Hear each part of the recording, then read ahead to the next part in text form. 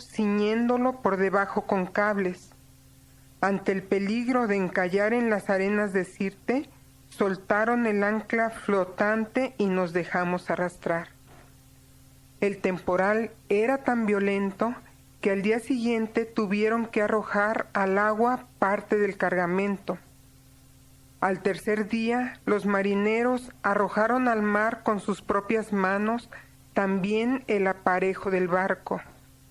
Como la tempestad seguía con la misma violencia, los días pasaban y no se veían ni el sol ni las estrellas. Estábamos perdiendo ya toda esperanza.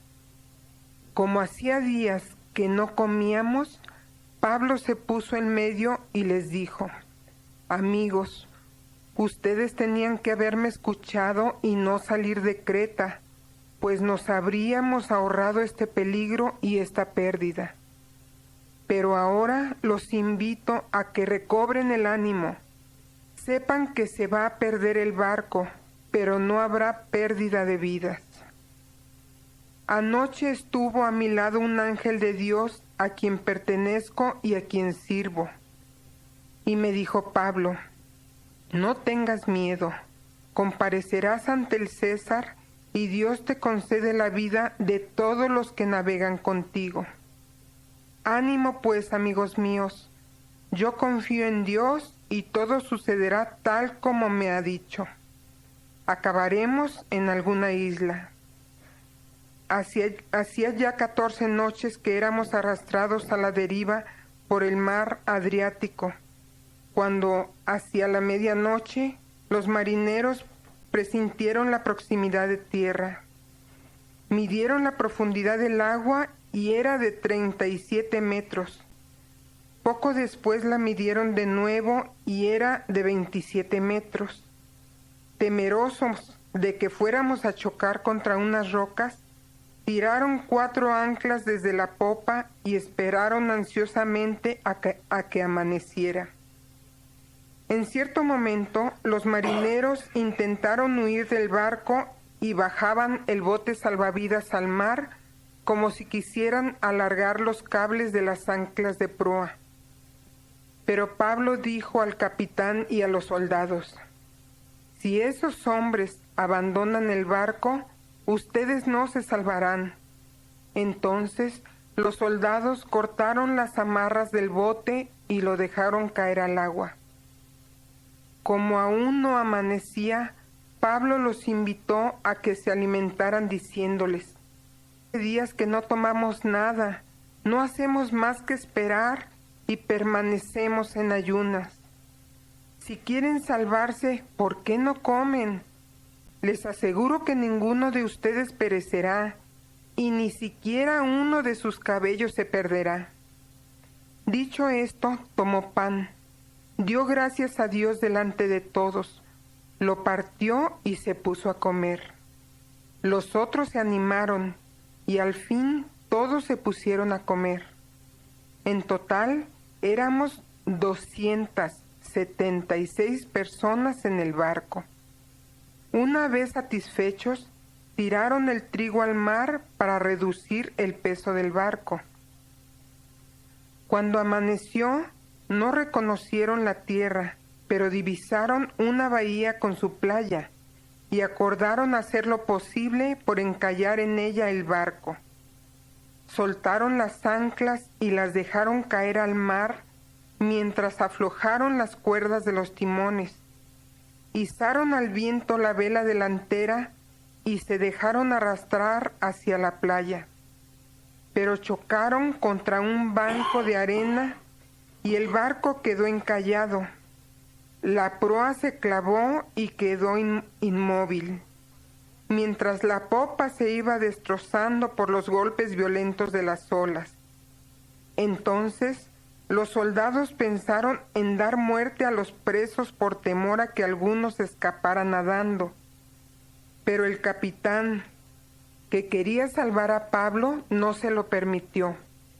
Ordenó que los que supieran nadar se tiraran los primeros al agua y se dirigieran a la playa. Los demás se agarrarían a tablones o a restos de la nave. Así todos llegamos sanos y salvos a tierra. Palabra de Dios. Te alabamos, Señor.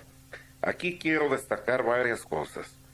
En el verso 13, ahí se ve cómo al advertir Pablo, ¿quiere leer el verso 13? Comenzó entonces a soplar un ligero viento del sur y pensaron que lograrían su objetivo. Levaron anclas. Muy bien. Aquí quiero recordar que San Pablo les había advertido, no nos conviene movernos de aquí porque vamos a enfrentar problemas si nos retiramos de tierra. Pero creyó más el capitán del barco en la pericia del piloto que en un profeta que era San Pablo. Decía, pues ¿qué sabe de navegación? Le hizo caso al piloto y luego vio que se cumplía la profecía de San Pablo. También hizo una profecía San Pablo y ya haciéndole ver a las palabras eran veraces, que tenía ese don de profecía, porque en Hechos 27-22 hablaba de que ninguno de nosotros se perderá, sino lo único que se perderá será la nave. Entonces, cuando ya se dio cuenta el capitán que efectivamente todo se estaba cumpliendo, cuando quisieron matar a los esclavos y entre ellos a Pablo que iba preso, pues el capitán quiso salvar a Pablo. Se dio cuenta que sí había ahí alguien iluminado por Dios que estaba anunciando que finalmente nadie se perdería. Entonces, aquí lo que quiero hacer referencia es que lo mismo pasa con los matrimonios en la actualidad. Los padres, los sacerdotes y gente a veces bien intencionada que les están dando su experiencia de vida a los que se van a casar, les advierten a los jóvenes que deben prepararse para evitar los peligros que ofrece en el matrimonio, pues muchas cosas que ellos ya vivieron, y a veces no en carne propia, como es el caso de un sacerdote, sino diferido por su experiencia en la conducción de almas. Y ellos dicen, ¿qué saben estos? Estos son anticuados, estos no saben de lo que hablan, nunca ha sido casado, pero creerán cuando se esté hundiendo su barca. Y qué bueno que así sea, porque nunca es tarde para enmendar la vida, pero no con un proyecto humano, sino de acuerdo al proyecto de Dios. Y entonces, si lo hacen de acuerdo a este proyecto, entonces sí se van a salvar. Por ejemplo, cuando leemos en el Génesis 2:18, lo que nos dice la Escritura, si no lo quieres leer, Varo. Sí. Dijo Yahvé Dios, no es bueno que el hombre esté solo. Sí. Le daré pues un ser semejante a él para que lo ayude. Muy bien. Aquí es de hacer notar que ya el hombre en ese momento era el Señor que dominaba la tierra, le había sido dado el control y servirse, claro, administrando juiciosamente, ecológicamente, servirse de los animales que caminaban en la tierra, de los que vuelan en los aires, de los que nadan en las aguas. Se le dio toda semilla que produce fruto. En fin, era el Señor de la tierra. Sin embargo, teniéndolo todo, se sentía solo, como ahora puede suceder que alguien tenga sus tarjetas de crédito, sus carros, pero si está fracasando en su matrimonio, se va a sentir también solo. Dios hizo una compañera, un apoyo para el hombre. Estaban, dice también en el Génesis 2:25, dice que estaban desnudos y no se avergonzaban. ¿Cómo dice la Escritura? Los dos estaban desnudos, hombre y mujer, pero no sentían vergüenza. Palabra de Dios. Te alabamos, Señor. O sea, estaban desnudos, es decir, se veían cara a cara sin ocultar ningún secreto. Y no se sentían avergonzados porque había transparencia. Cuando tú no eres capaz de ver en los ojos de tu esposo o de tu esposa y te sientes avergonzado de algo, significa pues de que hay algo que no está conforme a esa ley divina y por eso no puedes enseñar la desnudez de tu alma. Y estamos meditando algo sobre el matrimonio. Decíamos hace rato que estaban Adán y Eva desnudos, dice la Escritura, y no se avergonzaban, se conocían a profundidad, sin secretos, sin ocultar el uno para el otro nada, y no se sentían mal de ser vistos al desnudo. En la Escritura hay un modelo de lo que debe ser el matrimonio cristiano, que por cierto lo utilizan mucho los sacerdotes cuando alguien se casa, pero vamos leyendo al menos un pequeño pasaje de Tobías en el capítulo 8, versos del 4 al 10, si no lo quieres leer, Maru. Los padres, sin embargo, habían salido y cerrado la puerta. Tobías se levantó de la cama y dijo a Sara: «Levántate, hermana mía, oremos los dos. Supliquémosle a nuestro Señor para obtener su gracia y su protección». Ella se levantó y juntos se pusieron a orar por su salvación. Bendito eres, Dios de nuestros padres, y bendito sea tu nombre por los siglos de los siglos. Los cielos y todas las criaturas te bendigan de siglo en siglo. Tú creaste a Adán, tú creaste a Eva, su mujer, para que fuera su compañera y su ayuda, y de ambos nació toda la raza humana. Tú dijiste: no es bueno que el hombre esté solo, hagámosle una compañera semejante a él. Ahora no he buscado el placer al casarme con esta hermana, lo hago con un corazón sincero. Ten piedad de ella y de mí, y llévanos juntos hasta la vejez. Terminaron diciendo juntos: amén, amén. Luego se acostaron para pasar la noche. Raquel estaba en pie, había llamado a sus sirvientes y había salido con ellos a cavar una tumba. Se decía: si por casualidad muere, no es necesario que nos veamos cubiertos de confusión y vergüenza. Palabra de Dios. Te alabamos, Señor. Aquí se ve, decía, el modelo de lo que debe ser un matrimonio cristiano.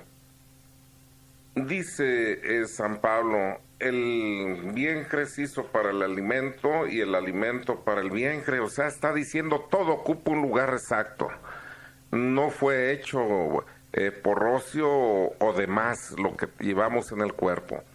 Dice, más la sexualidad, nuestros órganos sexuales no fueron hechos para la fornicación, sino para servir al Señor. Si bien el ejercicio de nuestra sexualidad va acompañado de el placer que Dios mismo pone para que se cumpla este deber con alegría, no es ese el fin, sino el fin es servir con nuestros cuerpos al Señor. Dios crea, saca de la nada, el hombre procrea, ayuda a crear. Los hijos de Dios que existen en su mente de Él desde toda la eternidad son depositados en las capacidades reproductivas del papá y la mamá para hacerlos aparecer en el tiempo. Existimos en la mente de Dios desde toda la eternidad. Cada quien ha arribado al planeta Tierra con una misión y un proyecto divino que estuvo en su mente eternamente. En Jeremías 31:3 dice: te he amado con amor eterno, por eso reservé gracias a hoy para ti. Entonces la sexualidad es para hacer arribar en el tiempo a los hijos de Dios. Cuando a alguien se le pregunta, ¿tú eres hija de Dios? Sí. ¿Tu mamá es hija de Dios? Sí. ¿Tu abuelita es hija de Dios? Sí. Está diciendo que más que hijos, padres y abuelos, todos somos hermanos porque tenemos un Padre común, que es el Padre eterno. Y dice la Escritura, aunque tu madre se olvidara de ti, yo jamás me olvidaría de ti. O sea, tu Padre en valores absolutos, porque toda paternidad y maternidad, dice la Escritura, viene de Dios. Tu Padre jamás se olvida de ti. Te ama con un amor tiernísimo, del cual es reflejo el amor que te da tu madre. Pero cuando todo falte, ahí está el Señor. Pues bien, esa capacidad reproductiva es santísima, es digna y está al servicio del Señor. Y lo entendían muy bien. Tobías y Sara, su mujer, estuvieron 3 noches orando y antes de unir sus cuerpos, pidiendo la bendición de Dios para que su matrimonio fuera un matrimonio santo y fecundo.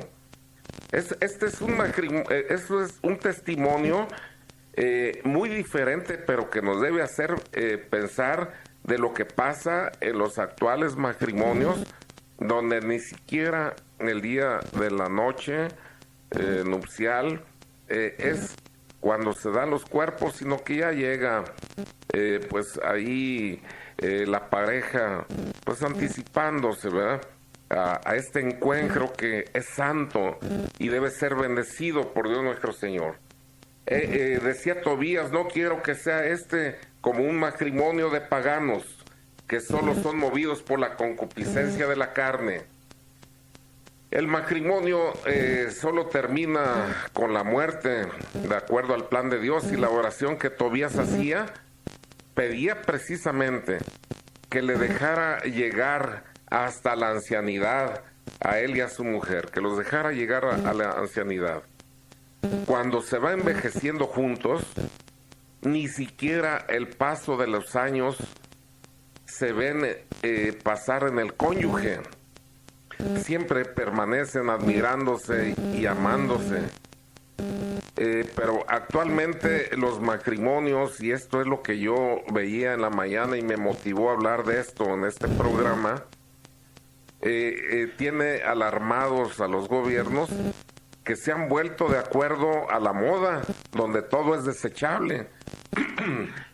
Y esto sucede porque se pierde el respeto a medida que pasa el tiempo, en lugar de aumentarse.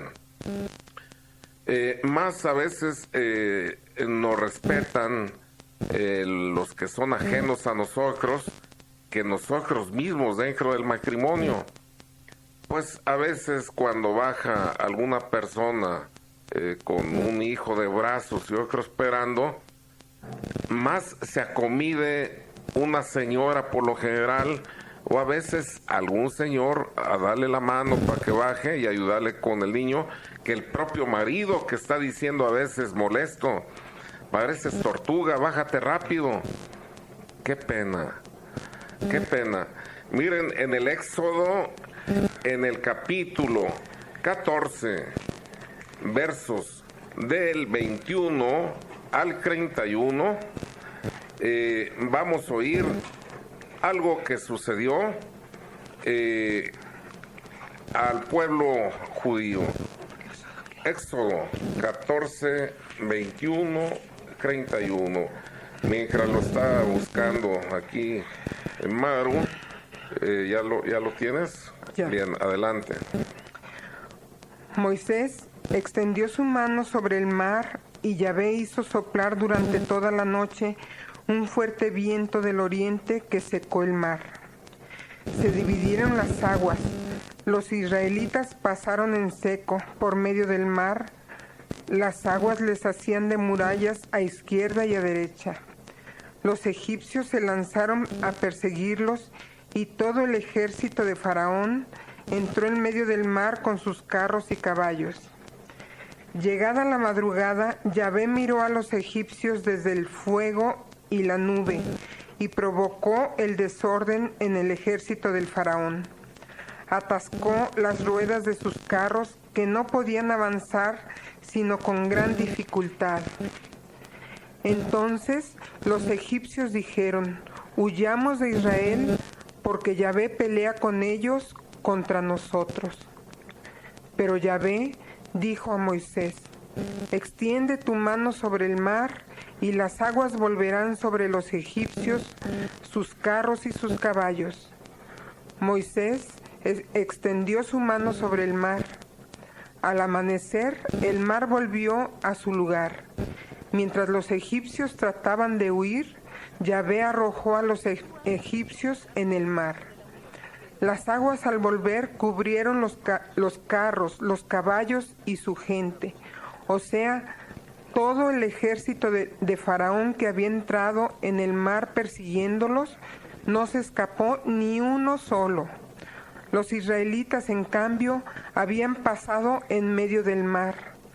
Las aguas les hacían de murallas a derecha e izquierda. Aquel día Yahvé liberó a Israel del poder de los egipcios. E Israel vio a los egipcios muertos en la orilla del mar. Israel vio los prodigios que Yahvé había obrado contra Egipto, y el pueblo temió a Yahvé. Creyó en Yahvé y en Moisés su siervo. Palabra de Dios. Te alabamos, Señor, y me preparas Éxodo 15:1. Aquí vemos que cuando los israelitas huyeron de Egipto, salieron del mar cantando y bailando, pero los egipcios murieron en medio del mar. Igual sucede con los matrimonios. Todos caminamos por el mismo mar, pero unos salen bailando y cantando porque están protegidos por el Señor, y otros fracasamos y morimos en el mar de la vida porque no teníamos al Señor de nuestro lado. ¿Qué dice el Éxodo 15:1? Entonces Moisés y los hijos de Israel cantaron este cántico a Yahvé. Cantaré a Yahvé, que se hizo famoso, arrojó en el mar al caballo y su jinete. Palabra de Dios. Te alabamos, Señor. Cuando nosotros veamos que estamos siendo librados de los peligros de la vida, entonces entonaremos alabanzas al Señor. La diferencia entre ir construyendo un matrimonio que solo termina con la muerte, o terminar destruido a la mitad del mar de la vida, va a estar en la diferencia de tener a Dios o no tenerlo. Por eso se dice: la familia que reza unida permanece unida. La diferencia entre llegar al final de nuestra vida unidos en un matrimonio feliz o fracasar a mitad del mar de la vida va a estar cifrado en que estemos unidos a Dios o no lo estemos. Vamos leyendo en la Escritura, en la Sagrada Escritura, lo que nos dice San Juan en el capítulo 9, versos del 1 al 3. Al pasar, Jesús vio a un hombre que era ciego de nacimiento. Sus discípulos le preguntaron: Maestro, ¿quién ha pecado para que esté ciego, él o sus padres? Jesús respondió: no es por haber pecado él o sus padres, sino para que unas obras de Dios se hagan en él y en forma clarísima. Palabra de Dios. Te alabamos, Señor. Le preguntaban aquí a Cristo: ¿quién tuvo la culpa, este o sus padres, para que naciera ciego? Ellos preguntaban quién, buscaban culpable, pero en el caso de este ciego, nuestro Señor les cambió la pregunta y les contestó: ¿para qué? En lugar de quién es el culpable, Él dijo: ¿para qué nació ciego aquel hombre? Y decía: nació ciego para que se manifestara el poder de Dios. Dios permite a veces que creamos que naufragamos con nuestro matrimonio solo para que veamos luego su poder. Hay un pasaje de Tobías que nos puede leccionar mucho sobre esto. En Tobías 7, del 10 al 16, si quieres leérnoslo, Maro. Sí, al oír estas palabras, Raguel dijo al joven: come y bebe. no eches a perder esta velada. Nadie más que tú tiene derecho a casarse con mi hija Sara, hermano mío. Yo no soy libre de dársela a otro, ya que tú eres nuestro pariente más cercano. Ahora, hijo mío, te hablaré francamente. Se la di sucesivamente a 7 de nuestros hermanos, y todos murieron la primera noche cuando se acercaron a ella. Por ahora, hijo mío, come y bebe. El Señor te concederá su gracia y su paz. Pero Tobías exclamó: no comeré ni beberé mientras no hayas arreglado este asunto.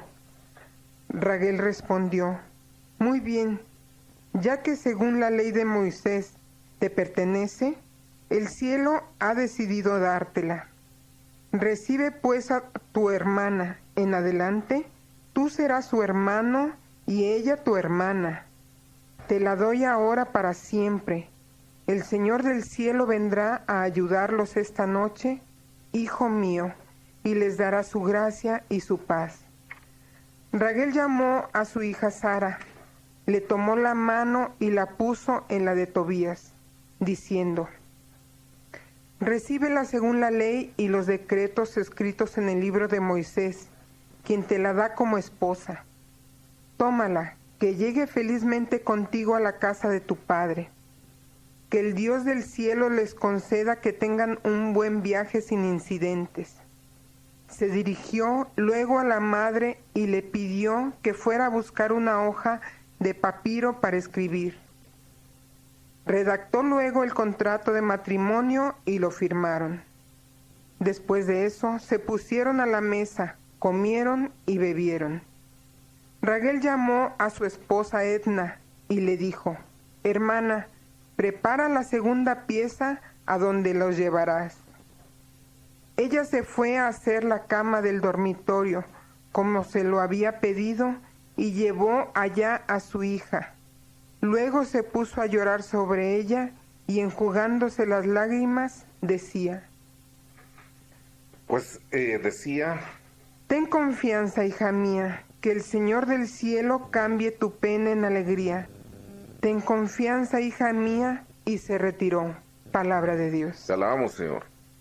Lloraba porque ya se le habían muerto 7 maridos el día de la noche de boda a Sara, la mujer que ahora tomaba a Tobías. Y aquí está un mensaje importantísimo. Se habían muerto esos 7 maridos porque buscaban acercarse a una mujer llamada ser santa, con apetitos concupiscibles, pecaminosos, no para formar un matrimonio sólido de cara a Dios. Además, aquí se ve esa predestinación de cómo Dios la había destinado a Sara para ser la mujer de Tobías. Así pasa con nosotros. Muchos novios o novias murieron en el camino, o sea, se acabaron la relación que establecimos con ellos para que nosotros nos casáramos con el actual cónyuge que tenemos. O sea, la oportunidad de ser felices es ahora con quien tenemos al lado y no con aquel que fue tu novio o tu novia. Dios no se equivocó cuando te lo quitó. Entonces, ya quítense de su mente esas palabras que tanto ofenden a los cónyuges cuando están diciendo: si yo me hubiera casado con fulano y con fulana, qué necedad. La casualidad no existe, todo es causal, y si Dios permitió que eso sucediera es porque debías encontrarte con el hombre santo o santa que ahora tienes, aunque luego echamos a perder los planes divinos. Pero hay que entender entonces que no se debe estar viviendo con la mirada puesta en el pasado, sino buscando ser feliz con lo que Dios te ha permitido que tengas a tu lado. Y pues aquí vamos a dar paso a las llamadas que estamos recibiendo. Vámonos las dividiendo.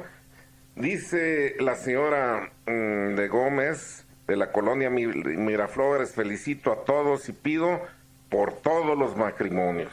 María de Jesús Rubalcaba del sector Libertad nos dice, estoy oyendo la palabra de Dios referente a la barca. Es muy alentador para nuestra salvación. Que Dios los bendiga. Manuel Ramírez del sector Reforma pide oración por la familia Ramírez Mayorga y agradece a Radio María por estos programas con tanta formación y conocimiento de las Sagradas Escrituras que tanta falta hacen en el tiempo actual. Tere Cortés de la Martinica pide oración por Margarita y su esposo y felicita al Padre Tiberio y a todos. Le mandamos un saludo desde aquí al Padre Tiberio, que no pudo acompañarnos, pero es el gran ausente. Sí, Baudelia Sanabria Sánchez pide oración por el Papa, por el Cardenal y por todo el personal de Radio María y por el Padre Roberto Dueñas. Josefina Caballero de la Colonia del Fresno, el programa está muy hermoso y pido por la conversión de mi esposo y por toda mi familia. Lorenzo Plasencia de Tabachines felicita al programa y al ingeniero.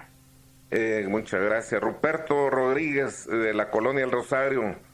Este programa para mí es lo máximo. Es una manera de hacer reflexionar a los matrimonios para seguir adelante a pesar de los problemas, porque en la actualidad está la medicina del divorcio. Pues no es medicina, pero sí es el recurso a que se está echando mano en lugar de encontrar el remedio por el camino de Dios. Rosetta de Tonalá nos dice, qué lindo programa sobre el matrimonio, la hace reflexionar mucho, que Dios bendiga al ingeniero y que le dé fuerzas para seguir orientándonos. Muchas gracias. Francisco Robles Vázquez de Puente Grande, soy interno de Puente Grande y nosotros diariamente rezamos el rosario. Pido oración por todos los que estamos aquí, especialmente por todos los sacerdotes. Que Dios te bendiga, hermano, y estás en la santa cárcel de Dios. Consuelo Rodríguez de Analco pide oración por sus familias y por los sacerdotes de Analco, y gracias por estos temas tan hermosos. María de Jesús López del sector Hidalgo pide oración por las familias Zúñiga, Flores Martínez, Torres Flores y por sus necesidades. Ofrece su día y todas sus oraciones por los integrantes de Radio María. Ana Eugenia Pérez de Zapopan está oyendo el programa, le parece muy hermoso y pide oración por toda su familia. Él es la señora Guadalupe de Janicio, Michoacán, de la colonia Janicio, Michoacán. Felicita al ingeniero y pide por un hijo que está muy enfermo. Mira, reflexionando un poquito más sobre este tema del matrimonio que estamos viendo, cuando alguien quiere divorciarse, equivale a querer amoldar una piedra de cerro. ¿Te has fijado las piedras cuando están en el cerro? Cómo tienen aristas afiladas, sí. Que te hacen daño si te resbalas y te apoyas en una de estas, te puede cortar a veces como el filo de una navaja, sí. Un cuchillo. Pues bien, ¿cómo quieres amoldar una piedra de cerro cuando ya tienes una piedra del río a tu lado?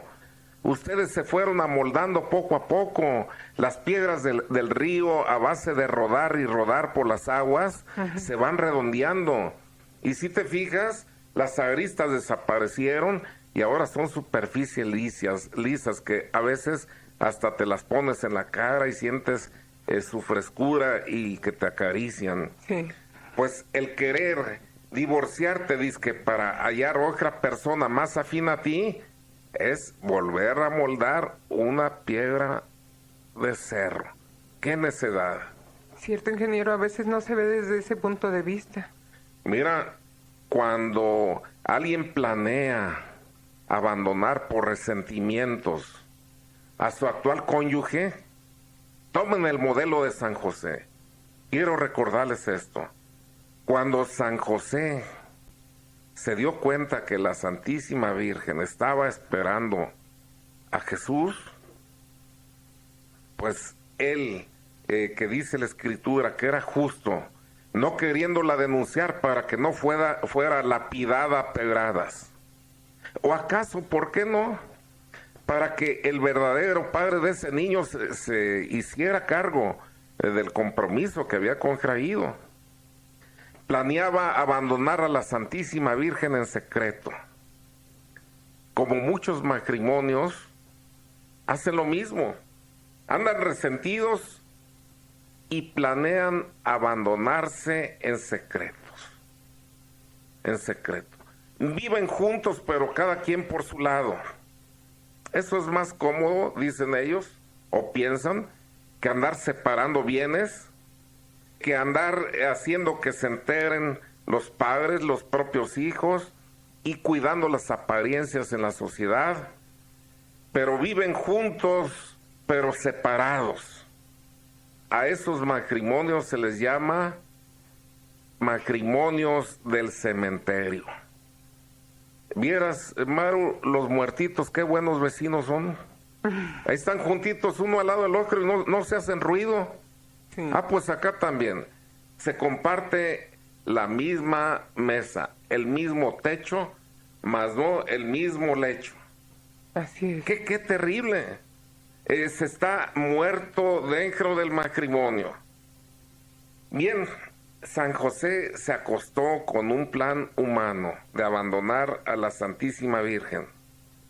Pero después del sueño, donde el ángel le hacía ver: no temas recibir a María, tu esposa, porque el hijo que esperes es obra del Espíritu Santo, se levantó San José con un plan divino y se quedó al lado de la Santísima Virgen.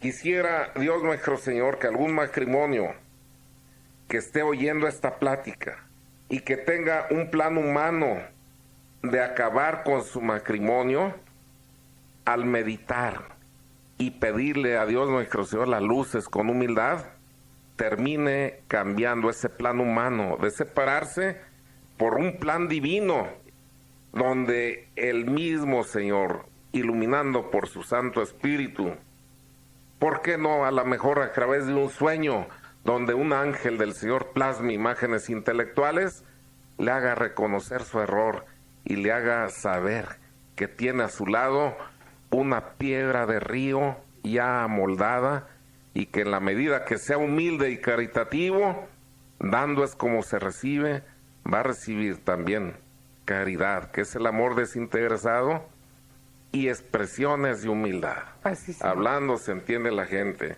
María del Socorro Centeno, del sector Reforma, pregunta si se le puede explicar la del ciego, quién pecó. Ellos se referían y conocían la ley de la tabla genética que pronunció Yahvé cuando le entregaba las tablas a Moisés, que decía: yo soy Yahvé, tu Dios celoso, que castigo hasta la cuarta generación a los hijos de los padres que obran maldad, y bendigo hasta la milésima a los hijos de los padres que obran bien.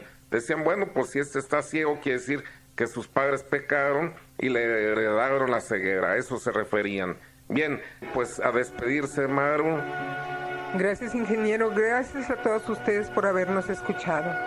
Y su servidor Benjamín Sepúlveda Hernández agradece a Dios el don de la vida y a ustedes de habernos sintonizado. Y recuerden, hay que construir y no destruir, y construir se construye en el nombre de Dios. Que Dios les bendiga.